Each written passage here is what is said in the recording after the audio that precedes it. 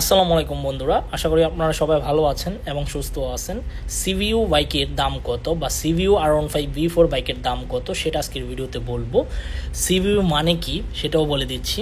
তবে এখনও পর্যন্ত যারা Arman Sarwar YouTube channel subscribe করেন নাই তারা অবশ্যই আরমান সারোয়ার ইউটিউব চ্যানেলটি সাবস্ক্রাইব করে ফেলবেন যেন পরবর্তী আপডেট নোটিফিকেশন পেয়ে যান।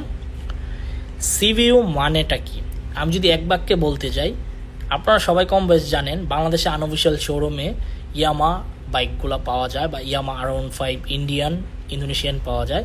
যে বাইকগুলো আনঅফিশিয়াল এগুলো হচ্ছে সিভিইউ কন্ডিশন, আর সিভিইউ কন্ডিশনের বাইকগুলো ডাইরেক্ট আপনার যে দেশে উৎপাদন হয় বা প্রোডাকশন হয় বা যে ফ্যাক্টরির মধ্যে হয় ওইখান থেকে শিপমেন্টের মাধ্যমে বাংলাদেশে এলসি করে আনা হয়।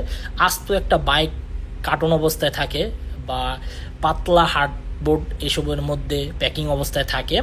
এই বাইকগুলো আপনার শিপমেন্ট বা জাহাজে করে বাংলাদেশের চট্টগ্রাম বন্দর বা পোর্টের মধ্যে আনা হয়, ওইখান থেকে খালাস করে যেইভাবে এলসি করে থাকে যে কোম্পানিগুলো বা যে মালিকরা তারা এনে বাংলাদেশের বাজারে হোলসেল করে থাকে আনঅফিশিয়াল শোরুমে।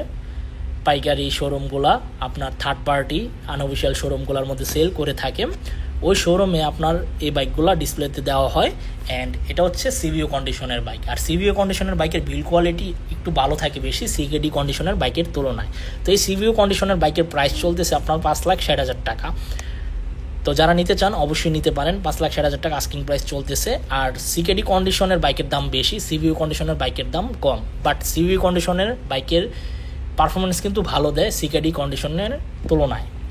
তো যাই হোক, 5,60,000 টাকা আস্কিং প্রাইস চলতেছে। আপনারা যাচাই বাছাই করবেন, দামাদামি করে আনঅফিশিয়াল শোরুম থেকে ক্রয় করে ফেলবেন। এই ছিল আজকের ভিডিওর আপডেট ইনফরমেশন।